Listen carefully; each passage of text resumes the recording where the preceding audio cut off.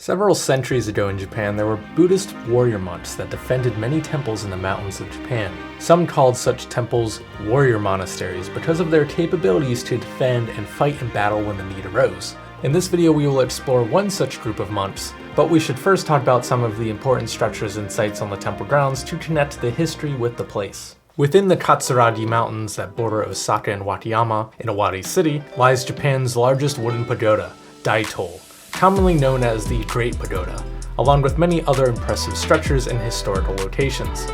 These structures are contained in the Negoro-ji, a Buddhist temple and National Historic Site. But before we get into any of that, I had just come from the beautiful botanical gardens in my last video, so I was very hot and thirsty. And thankfully, there was a cleverly named cafe called the Negoro Cafe, next to the temple where I got a refreshing fruit drink containing mikan or mandarin orange, a Wakayama classic and definitely some of the best mandarin oranges you will ever have.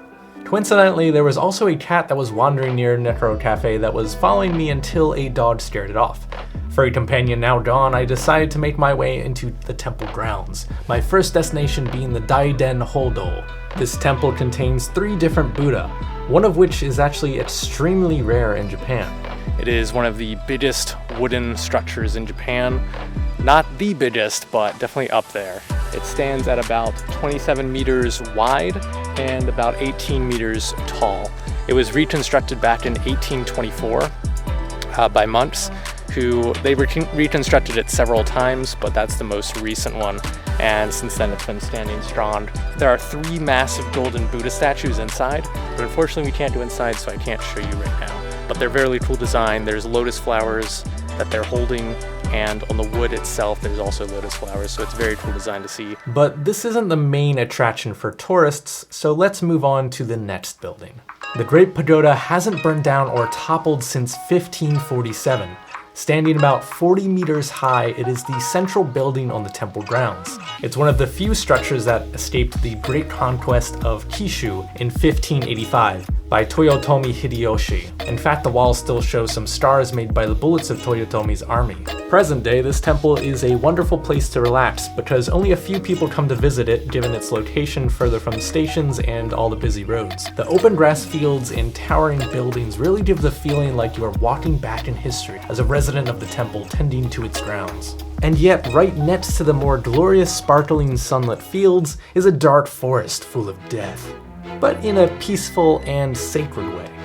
Certainly if the moonlight was cast down through the trees, this would be very spooky, but during the day you feel like you've entered the Lost Woods in Legend of Zelda as you approach the Master's Sword. But in this case you approach the Okunoin, or inner sanctum containing ashen remains of Kakuban, the founder of the temple and restorer of the Shingon sect of Buddhism.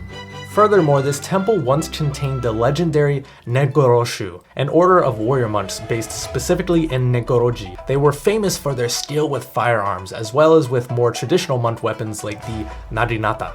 These monks were not only expert arquebusiers, but also some of the best gunsmiths in the country, and accomplished fletchers. They celebrated military victories with all the pleasures enjoyed by secular forces, indulging in many things that the ascetic life ought to prohibit, such as wine, women, and song. They defended Negoro-ji, which at one point gained as much economic and military might as the feudal lords of Japan called daimyo during the Meiji era. However, because of this temple's influence and also assisting some of the daimyo in previous battles, Negoro-ji, along with many other deemed warrior monasteries, came under siege at the end of the 16th century. In 1585, the temple was burned to the ground by the forces of Toyotomi Hideyoshi. I'm a huge fan of Dungeons and Dragons, even dungeon mastering some games here and there, so any story about warrior monks defending temples is pretty cool, even if they weren't perhaps the best in terms of more sacred responsibilities. Well, that will do it for this video. Enjoy the rest of the scenery, and please consider liking and subscribing to this channel if you enjoyed seeing some of Iwade and want to see more lesser known places in Japan.